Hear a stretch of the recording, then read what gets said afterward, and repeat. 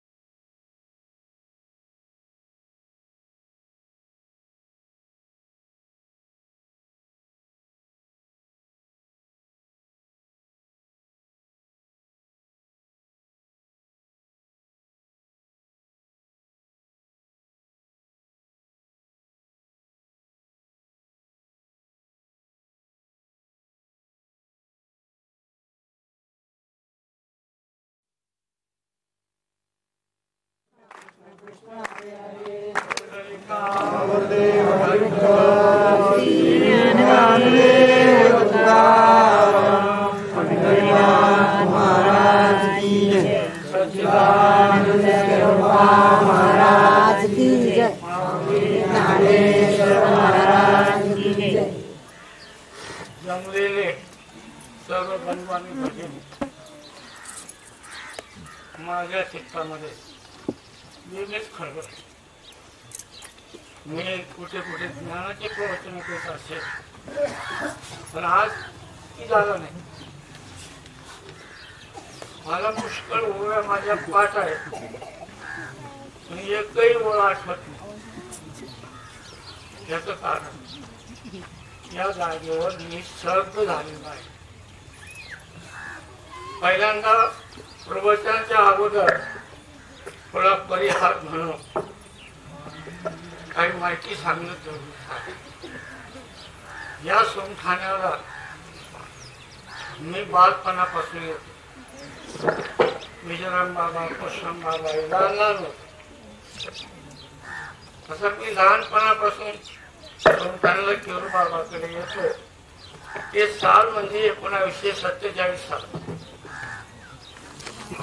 बाबांचा जन्म नागपंचमीच्या दिवशी झाला. बरोबर, बाबांचा जन्म नागपंचमीच्या दिवशी झाला. आणि बाबा 5 वर्षाचे असताना धापेवाडीहून मंदिराकडे जायचं. किती वर्षाचे जायचं कुठं? मंदिरात. केरू बाबा हे अवतारी पुरुष होते. त्यांना साक्षात्कार आदल्या जन्मातच झालेला होता आणि केरू बाबा या देहामध्ये आपल्या उद्धारासाठी त्यांनी नितांत श्रम घेतले. मग ते शाळेत गेले. त्यांची सही इंग्रजीमधून होती. बरोबर आहे बाबा, सही इंग्रजीमधून. याच्यावरून बाबांनी काही इंग्रजीचं शिक्षण सुद्धा घेतलेलं होतं. किती घेतलं ते माहित नाही, पण काही इंग्रजी शिक्षण त्यांनी घेतलं, शिकले आणि मुंबईला बेलीफ कारखान्याची नोकरी झाली. बरोबर, मुंबईला बेलीफ कारखान्याची नोकरी झाली. बेलीफ कारखान झाले आणि तिथं वांद्र्याला गाडगे बाबांचं कीर्तन होतं. त्या कीर्तनाला गेले. गाडगे बाबांचं कीर्तन होतं, त्या कीर्तनाला केरू बाबा गेले. तिथं गेल्यानंतर त्यांच्या मनावर गाडगे बाबांच्या कीर्तनाचा परिणाम झाला आणि गाडगे बाबाला शरण गेले. गाडगे बाबा म्हणे, केरोबा तू बंकट स्वामीकडे जा. भावराष्ट्र मला का पाठवतो? बंकट स्वामीकडे जा. मग ते बंकट स्वामीकडे गेले आणि बंकट स्वामीनं काय सांगितलं, एक जागा स्वच्छ सारवून घ्यायला सांगितली आणि त्या ठिकाणी पूजा अर्चा करायला सांगितली. केरू बाबांनी ती पूजा, पहिल्या बाईचे मुलं उमाकांत बाबा आणि नाना बाबा आणि दुसऱ्या बाईंची मुलं परशुराम बाबा, नामदेव बाबा, नारायण बाबा, विजयराम बाबा. नारायण बाबा तुम्ही पाहिले नाही, मी पाहिले. ते 10-11 वर्षाचे असतानाच वाढले. मग बाबांनी हा त्यांचा मोठा संसार त्या सोमठाण्याच्या चावडीमध्ये ठेवला. ही चावडी होती. बाबांनी घर बांधलं नाही, बाबांनी शेती घेतली नाही.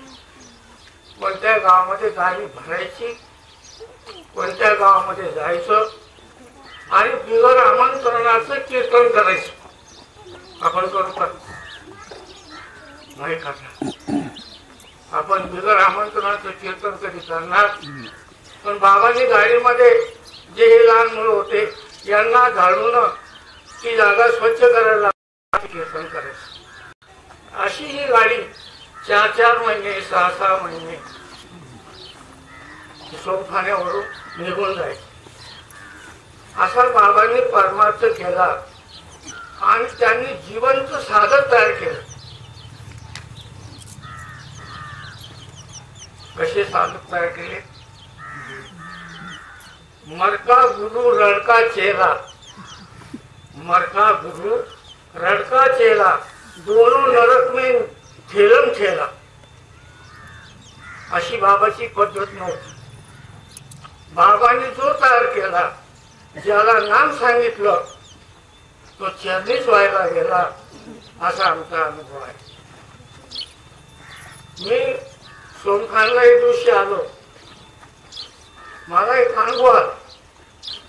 मी कॉलेजमधून सायकलवर रस्त्याने येत होतो. हाफ पॅन्ट होती, हाफ शर्ट होता आणि कॉलेजला दांडी मारून येत होतो. मी रात्री ध्यानाला बसलो. बसल्यानंतर दुपारच्या 12 वाजेला एका गव्हाळीमध्ये एक सर्प सायकलच्या हँडल मधून वर आला.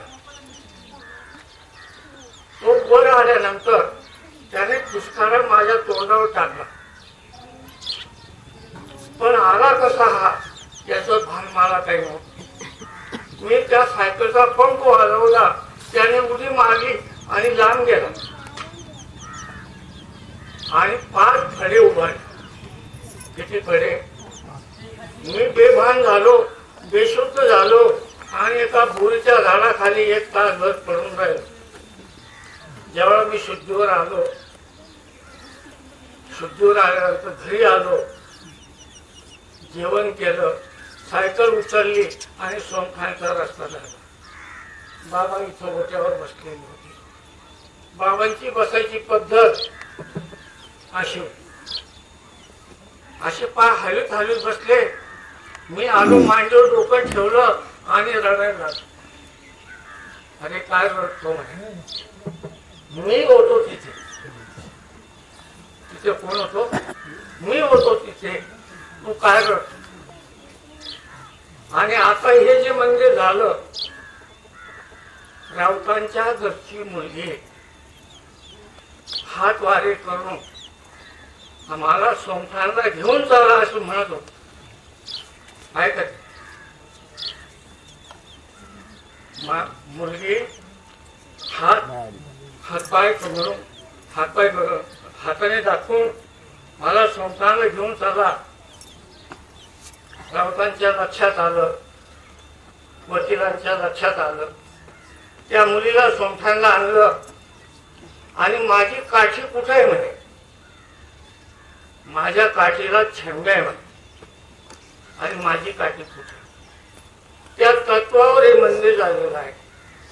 इतकं झडप मंदिर का झालं तर केरू बाबाचा संचार त्या मुलीमध्ये झाला. केरू बाबाचा संचार त्या मुलीमध्ये झाला आणि हे एवढं भव्य मंदिर एका क्षणामध्ये आपण जर बांधायला गेलो असतो तर 6 महिने लागून सुद्धा मंदिर झालं नसतं. एका क्षणामध्ये मंदिर उभं राहिलं. ही कोणाची प्रेरणा? सद्गुरू केरू बाबांची. लक्षात ठेवा, माझे लहान मोठे अनेक अनुभव आहेत. माझ्या घरी ककाण्यावरून बाबा तांदोळला आले. गाडी मोटर अड्ड्यावर सोडली, निरोप दिला. गुरुजीला म्हणा माझ्याकडे या. मी धावत पळत मोटर अड्ड्यावर गेलो. गुरुजी 10-11 लोकांची जेवणाची व्यवस्था होईल का? काय करा. तेव्हा तांबडी ज्वारी होती. तेव्हा धान्य मिळत नव्हतं. काही लोकांना माहिती, काही लोकांना माहित नाही. धान्य मिळत. मी ऍक्च्युअल भिक्षा मागून पीठ गोळा केलं आणि 10-11 लोकांना ती तांबड्या ज्वारीची भाकरी आणि पीठ जीव घातलं. बाबांनी माझ्या हातावर डोक्यावर हात ठेवला.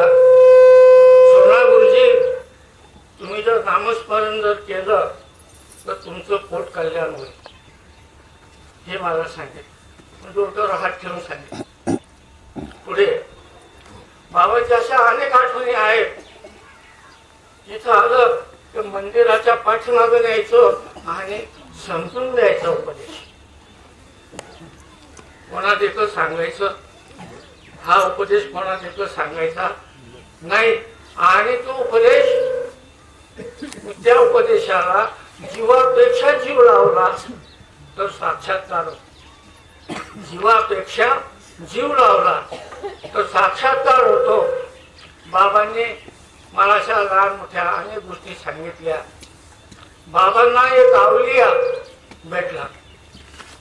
त्या अवलियानं काही ज्ञान सांगितलं. एक पंजाबी साधू भेटला. त्या पंजाबी साधूनं सुद्धा बाबांना काहीतरी सांगितलं. काय सांगितलं ते मी सांगतो, पण काहीतरी सांगितलं. आता आपण पाहतो बाहेर 2 अभ्यास का 5 अभ्यास असा माणूस विचार करतो. 2 अभ्यास का 5 अभ्यास असा विचार करतो. हरिपाठ वाच, चांगला हरिपाठ वाच. हरि बुद्धी जपे तो नर दुर्लभ. हरि बुद्धी जपे तो नर दुर्लभ. वाचेशी सुलभ रामकृष्ण. ही उभी किंवा ही ओळ कशाचा जप आहे? 2 अभ्यासाचा आहे का? नाही ना. हरि बुद्धी जपे तो नर दुर्लभ आहे. बुद्धीचे वैभव अन्य नाही तुझे.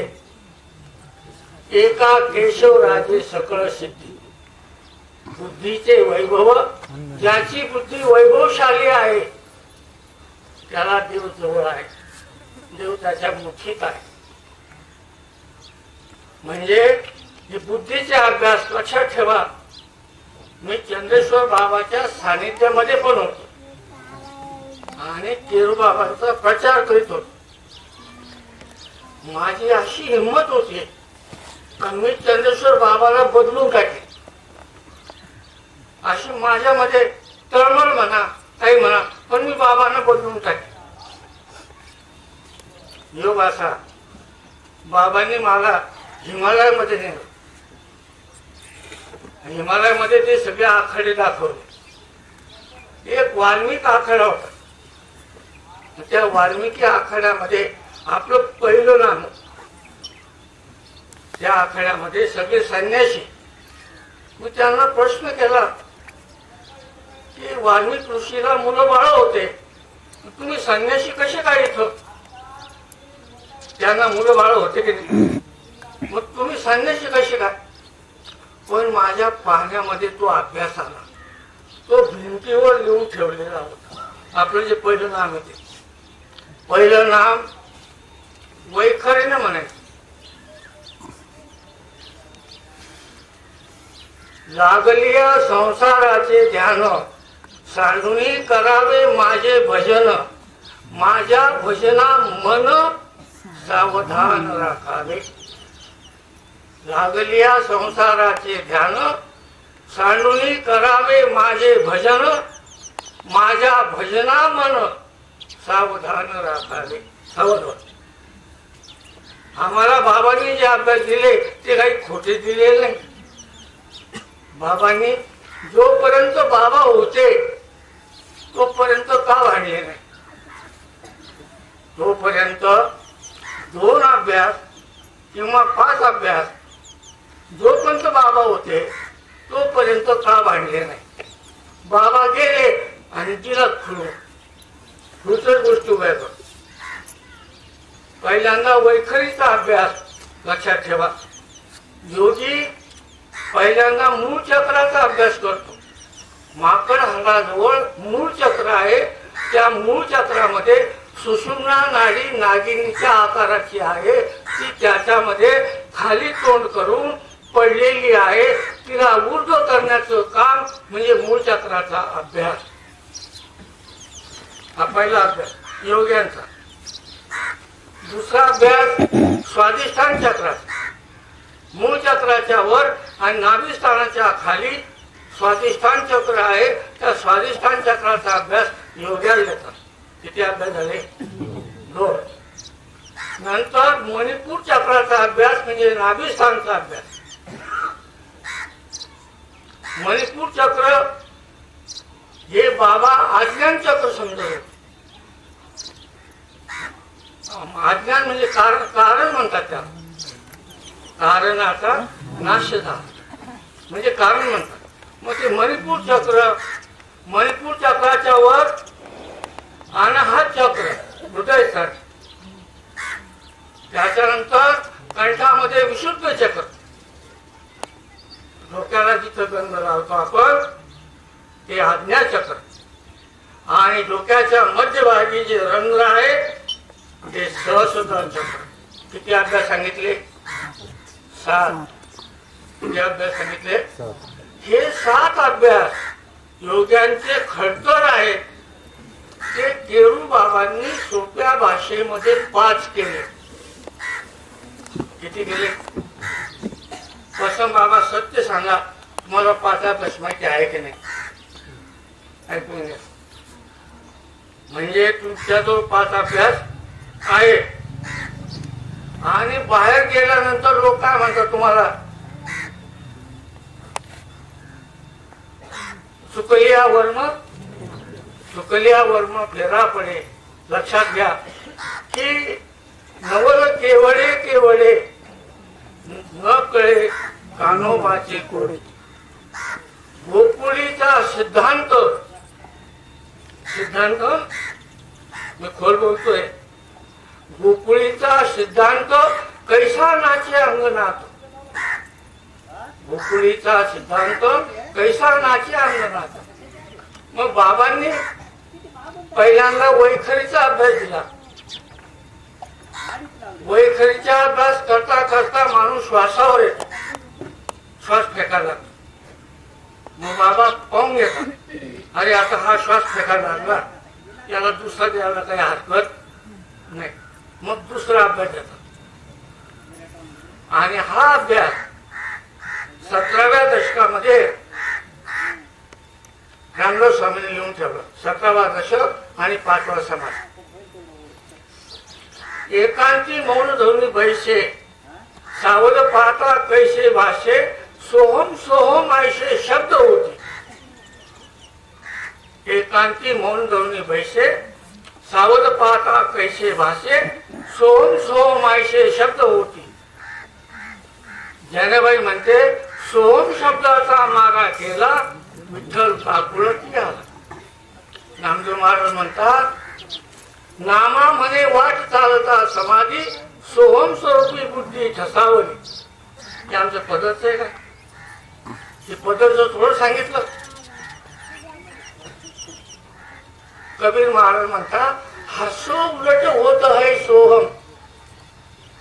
सोहम शब्द उलटा जर केला तर जीवनामध्ये खदखदा तुम्ही हसून उठाल. असा तो अभ्यास म्हणजे श्वासाचा अभ्यास. पहिला अभ्यास वैखरीचा, दुसरा अभ्यास श्वासाचा. आणि तो श्वास आत गेला, अभ्यास करता करता आत गेला, तो नाभी स्थानामध्ये जातो, म्हणजे मणिपूर चक्रामध्ये जातो. त्याला उडियान बंद म्हणतात योगामध्ये, उडियान बंद. मग लागली या संसाराचे ध्यान, सांडुनी करावे माझे भजन, माझ्या भजना मन सावधान राखावे. जे त्या तिसऱ्या अभ्यासामध्ये जो कारण देह म्हणतात, कारण देहाचा अभ्यास करावा लागतो. कारण म्हणजे अज्ञान. आपण कारण नाही करायला नेतो, म्हणजे काय नेतो? ते 4 पायाचं काय नेतो? अज्ञान नेतो. आणि 2 पायाचं सुखी ठेव म्हणतो. 4 पायाचं मारायचं आणि 2 पायाचं सुखी ठेवायचं. असं परमार्थ समजेल का? मग त्या कारण द्यायचा अभ्यास बाबांनी तिथं तो फुलवला आम्हाला. त्या कारण द्यायचा अभ्यास सांगितला आणि तिथून एकदम उत्थान करून हृदयस्थ जर अभ्यास सांगितला तर मनुष्य बेशुद्ध होईल किंवा कदाचित निघून जाईल, इतकी मोठी अडचण होईल. म्हणून बाबांनी काय केलं, त्या तिसऱ्या अभ्यासातून एकदम डोक्यात अभ्यास सांगितला. बरोबर ना? बरोबर. मी तुमचा जीवन का तुमच्या घरामधला डोक्यातला अभ्यास. माझ्या भजना मन सावधान राखावे, ज्ञान देवी रम्य रमले समाधान, हरीचे चिंतन सर्व काळ. ज्ञान देवी रम्य रमले समाधान, हरीचे चिंतन सर्व काळ. मग डोक्यातला अभ्यास सांगितला. कुठला अभ्यास सांगितला? डोक्यातला अभ्यास सांगितला. त्या डोक्यातला अभ्यास करता करता लोक काय सांगतात आम्हाला, गुरुजी डोकं जड पडलं. मग त्याचा उपाय म्हणून गावठी तूप लावावं लागतं. उपाय भोजना मागती तुप पाव शेर, पडिला विसर स्वप्ना माझी. तुकाराम महाराजांजवळ पावशेर तूप मागितलं कोणी, सद्गुरूंना. त्यावेळेस साधू संत फक्त हिंडायचे फिरायचे एवढं काम करायचे. ते काय जनावर पाळत नव्हते. म्हणून ते साधकाकडे पावशेर तूप मागायचे आणि ते पावशेर तूप त्याच्यामध्ये साखर आणि अष्टगंध टाकून त्याची पूजा करून आणि डोक्याला चोळलं म्हणजे शांतता येते आणि त्याचं डोकं दुखायचं बंद होतं. आता आम्ही काय करतो, पावशेर तूप घेतो आणि खातो.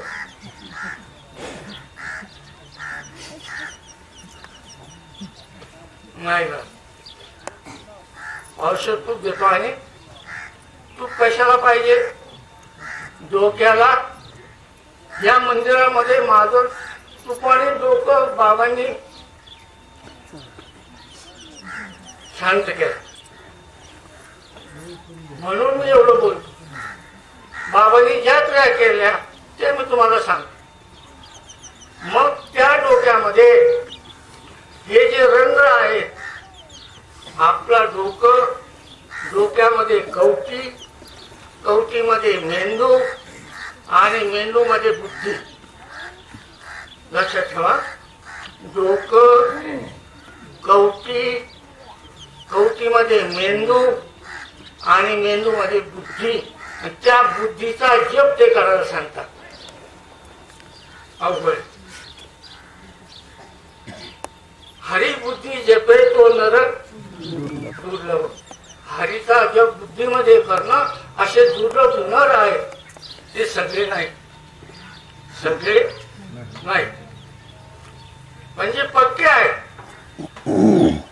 जे पक्के आहेत ते पक्के असल्यामुळे ते म्हणतात आम्ही मेलो तरी चालत, पण भगवंताचं नामस्मरण सोडणार नाही, असे साधक भेटतात. मग आपल्या कवटीच्या मध्यभागामध्ये मोठं रंध्र आहे. त्या रंध्रामधून बुद्धीमध्ये शिरायचं. माझ्या भजना मन सावधान राखावे, आणि त्या बुद्धीचा जप करायचा.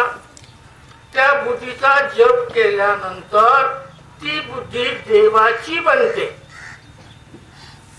कोणाची बुद्धी बनते? देवाची बुद्धी बनते. आणि त्या देवाच्या बुद्धीला साक्षात्कार होतो. कोण कुठे तुम्हाला कळतं? तुम्ही तर बसलेले सगळे. आपण कुठे अभ्यास करतो हे तुम्हाला असं समजणार. आपण कुठे अभ्यास करतो आणि आपल्याला किती अभ्यास करायचा हे कळत. पण काय आहे, मनुष्य अज्ञान घेतो. प्रपंचाचं पांघरून पांघर. एक पाणी भरणारा कोळी होता. तो म्हशीवर पाणी भरायचं आणि घरोघर वाटायचं. एक दिवस त्या म्हशीला ताप आला. तो गेला डॉक्टरकडे. डॉक्टर कोणते? जनावरांचे. म्हटलं भाऊ डॉक्टर साहेब माझी म्हैस तापली म्हणे, तिला ताप आला नाही. डॉक्टर खळबळून जागे झाले, सुई घेतली आणि त्या पखालीला टोचलं. कशात टोचलं? पखाला. आणि म्हैसारखी ते औषध पखालीमध्ये गेलं. औषध कुठे गेलं? म्हैसनीच होईल का? नेमका अभ्यास घ्या, नेमकं घ्या.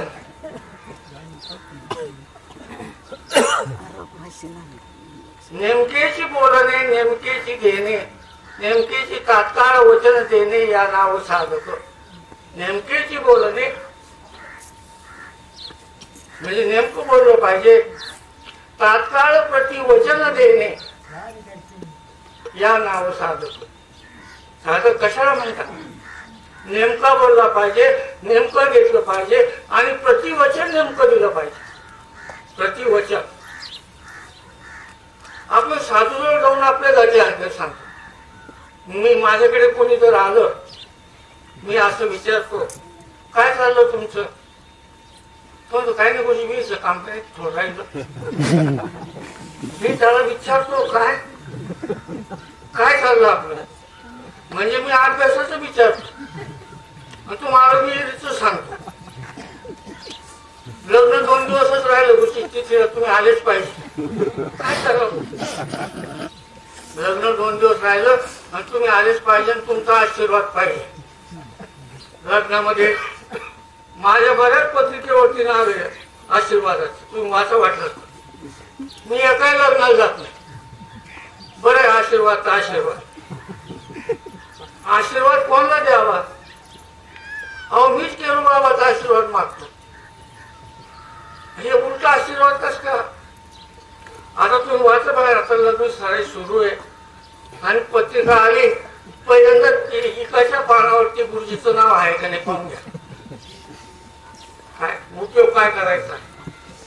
अहो जे पाहिजे ते नेमकेच बोलणे, तात्काळ प्रतिवचन देणे, या नाव साधक माझी या भजना मन सावधान राखावे, असं सावध भजन केलं पाहिजे. आणि सावध भजन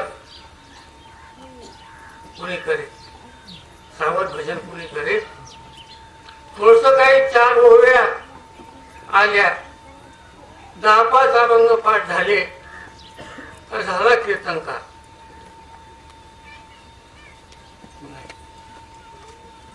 कीर्तनकार होणं हे मूळच आहे.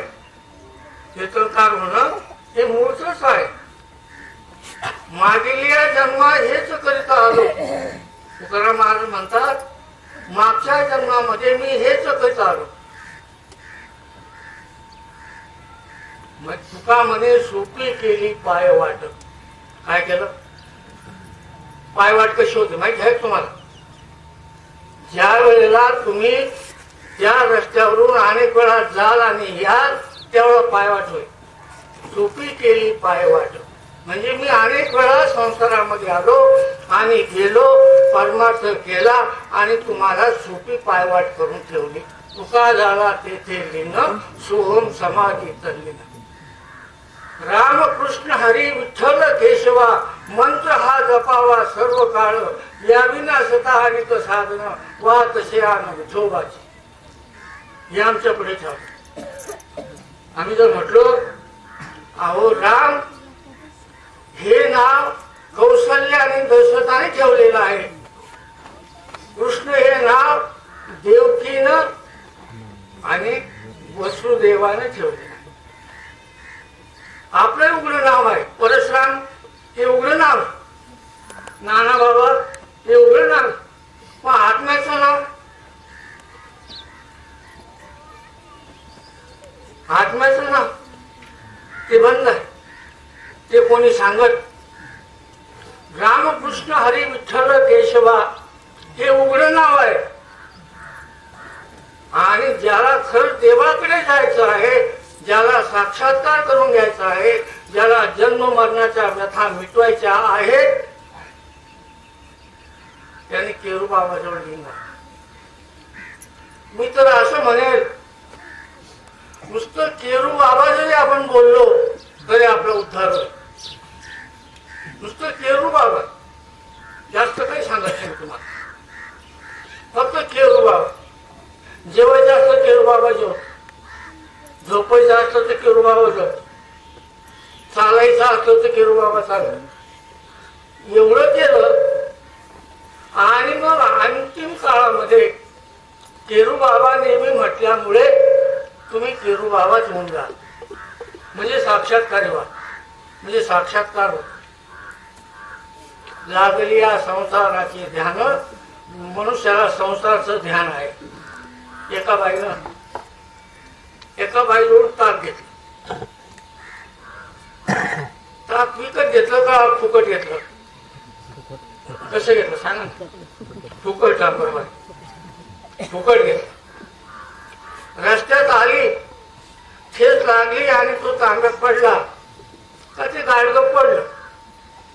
ताक सांडलं, बाई रडायला लागली. अरे फुकट ताक घेतलं, रडून राहिली. ताक कसं घेतलं?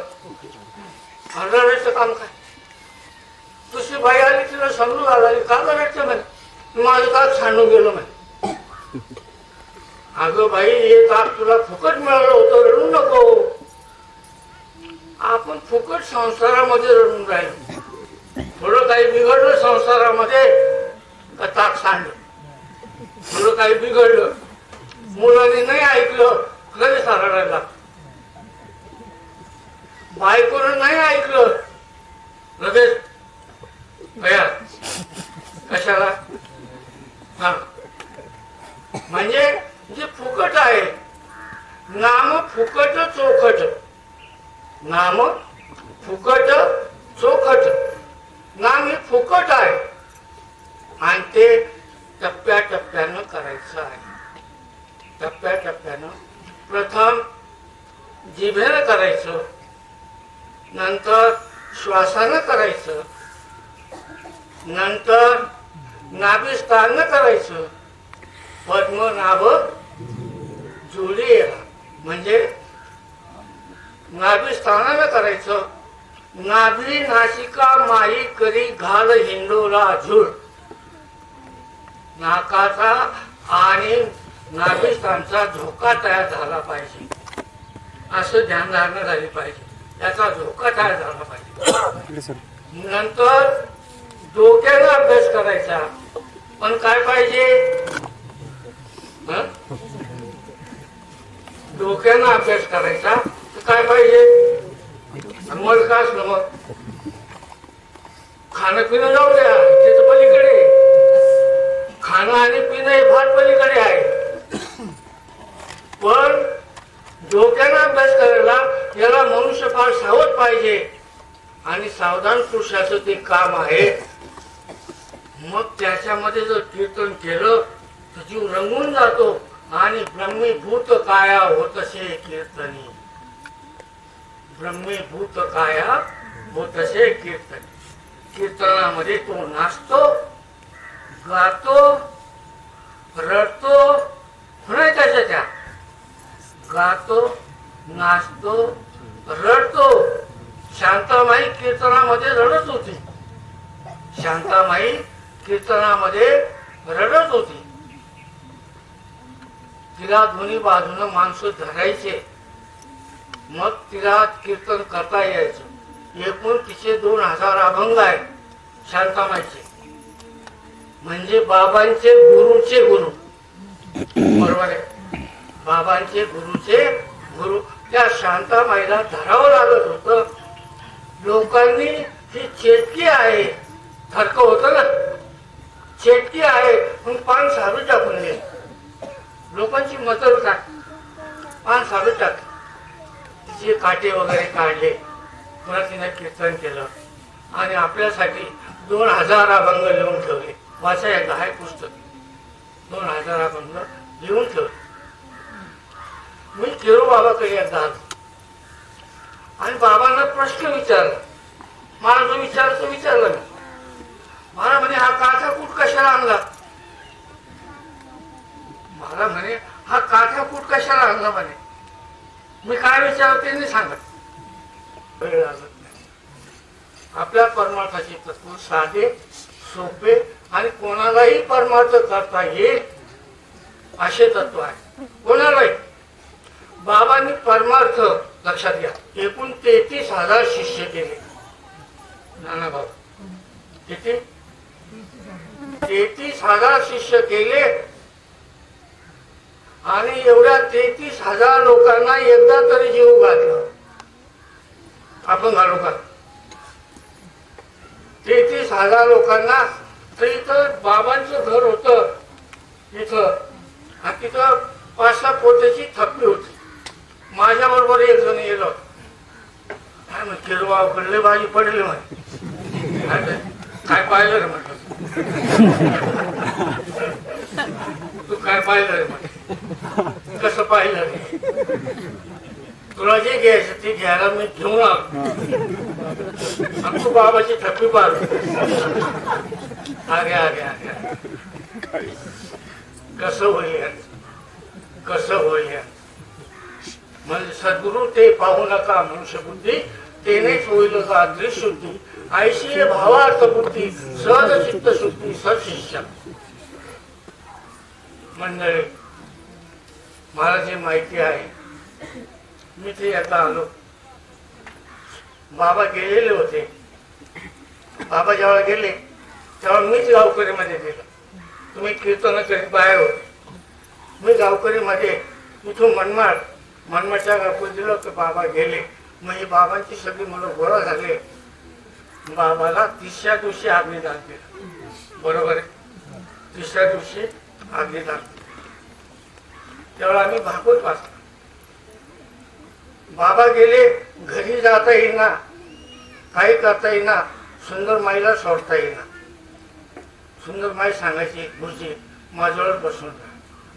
मी तर 3 दिवस बसून राहील. आणि मग बाबा बाबा गेले तर ज्या वेळेला बाबा होते त्यांना पॅरालिसिसचा झटका झाला. तर एक दिवस बाबाला आंघोळ घालायची म्हणून आम्ही उचलायला गेलो तर बाबा जड झाले. बाबांचा एक हात आमचा दोघांना सुद्धा उचलेना. म्हटलं आई हे काय खून आहे तुमच्या लक्षात आलं का?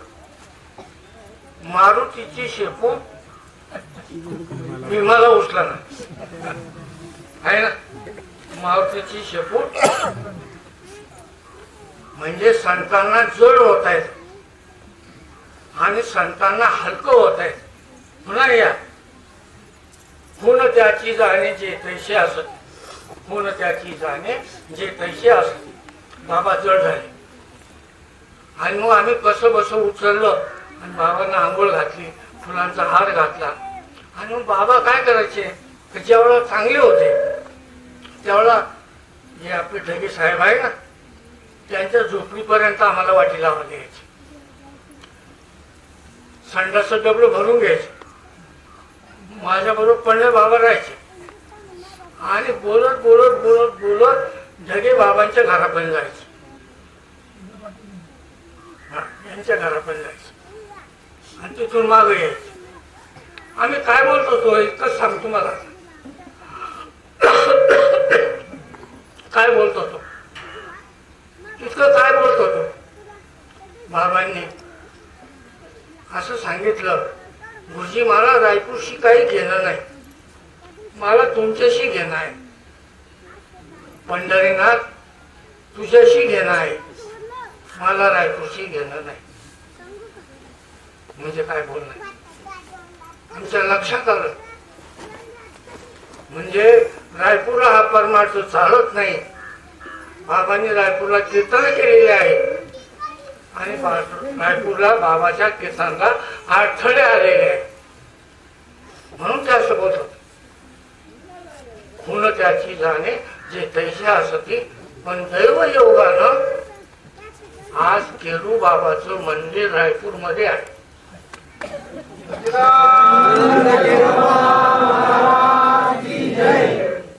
हा काय चमत्कार. आम्ही मंदिर कसं बांधलं हे आम्हालाही कळत नाही. आता वकील साहेब मला म्हणत होते ते मंदिर कसं बांधलं हे काही कळत नाही म्हणे. वकील साहेबांशी आता बोलले आम्ही रायपूरला मंदिर 6 महिन्यामध्ये कसं उभं केलं हे आम्हालाच कळत नाही. आणि ज्या वेळेला समाधी उचलून ठेवायची होती त्यावेळेला समाधीमधून सुगंध सुटला. तो 4-5 लोकांनीच भोगला, मी नव्हतो तिथे. त्या लोकांनी सांगितलं गुरुजी समाधीमधून सुगंध सुटला. मग केरू बाबा कोण होते हे तुमचं तुम्ही लक्षात घ्या. केरू बाबा हे अवतारी पुरुष होते. त्यांनी ह्या जन्मात अभ्यास केला असं नसून मागील जन्मा मुक्त झालो, मागील जन्मात मुक्त झालो. ते मुक्त होते पण आपल्यासाठी त्यांनी शरीर धारण करून या अभ्यासाचा प्रचार महाराष्ट्र,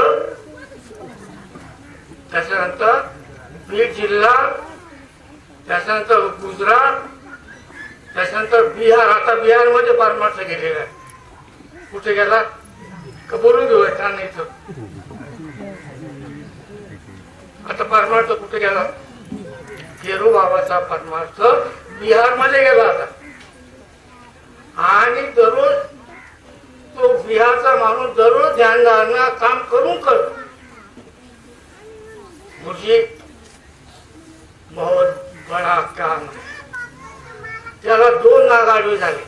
कुठे रानवडला 2 नाग आडवे झाले. तो येऊन पायावर येऊन रडायला लागला. बोले पिछे भी जाता येईल म्हणजे मागे जाता येईना आणि पुढे होता येईना, नागही सोडेना. आता लक्षात घ्या परमार्थामध्ये अनेक अनुभव येतात. दररोज काही ना काही अनुभव येतात. आणि मग साधक काय म्हणतो मला साक्षात्कार झाला. अनुभवाला साक्षात्कार म्हणतो. साक्षात्कार लक्षात ठेवा तो निराकार आहे.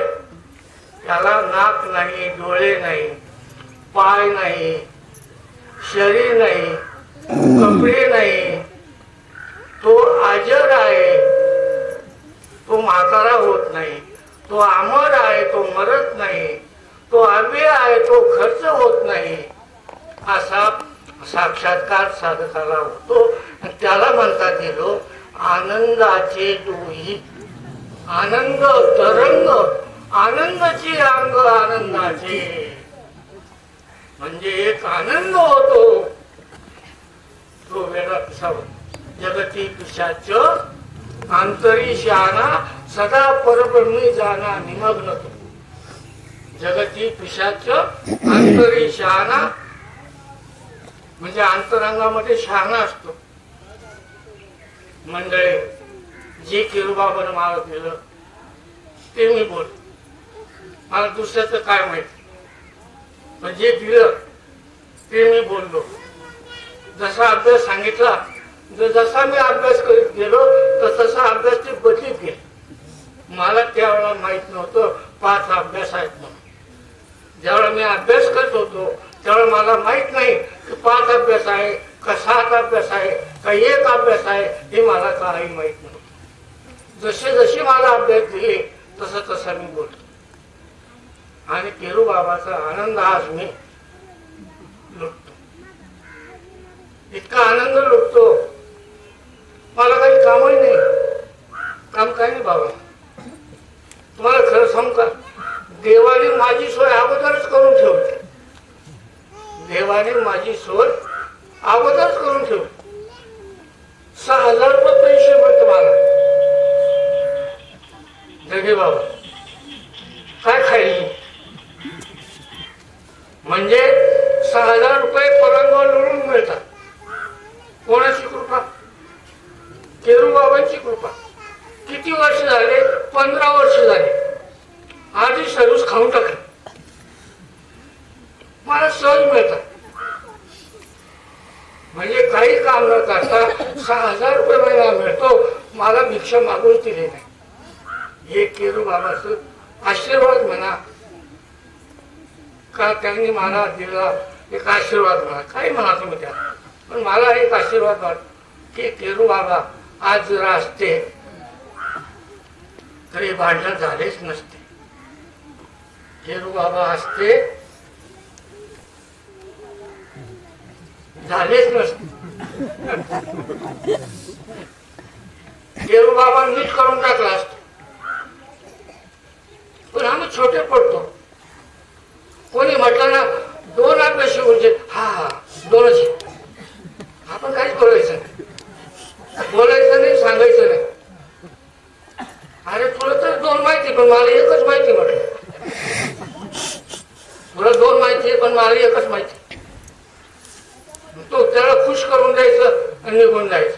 मंडळी लक्षात ठेवा, 5 अभ्यासानंतर साक्षात्कार होतो. सगळे साधक वर्ग आहे इथं, कोणी बिगर साधकाचा कोणीच नाहीये. सगळा साधक वर्ग आहे. म्हणून मी मन मोकळेपणाने तुमच्याशी बोललो. काय मी जे बोललो ते मन मोकळेपणाने बोललो का आपले 5 अभ्यास कसे होते इकडे लक्ष ठेवा आणि धरून जा.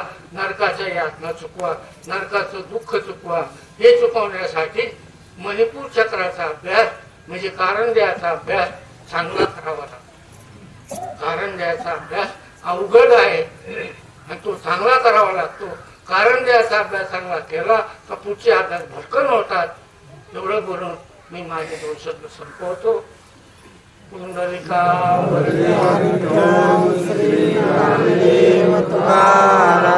पंढरनाथ महाराज की जय. सच्चिदानंद केरोबा महाराज की जय. अली ज्ञानेश्वर महाराज की जय. काही बोललो बोबडे, माय बाप तुम्हा पुढे, नका धरू कोणी राग वचनाचा म्हणे. येथे बहुतांचे हित, शुद्ध करून राखा चित्त. आता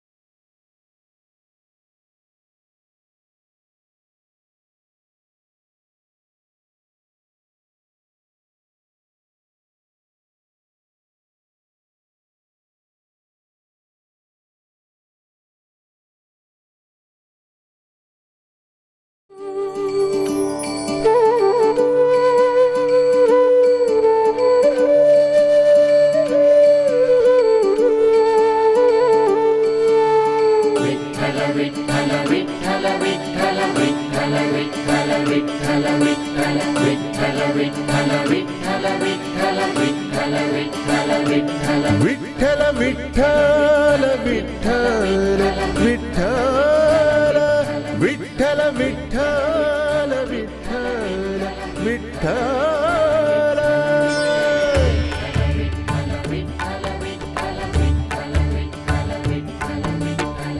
गोविंद गोपाळ मुखी नाम राहो गोविंद गोपाळ मुखी नाम राहो सावळ्या हरीचे भजन कराहो सावळ्या हरीचे भजन कराहो भजन कराहो भजन करा विठ्ठल विठ्ठल विठ्ठल विठ्ठल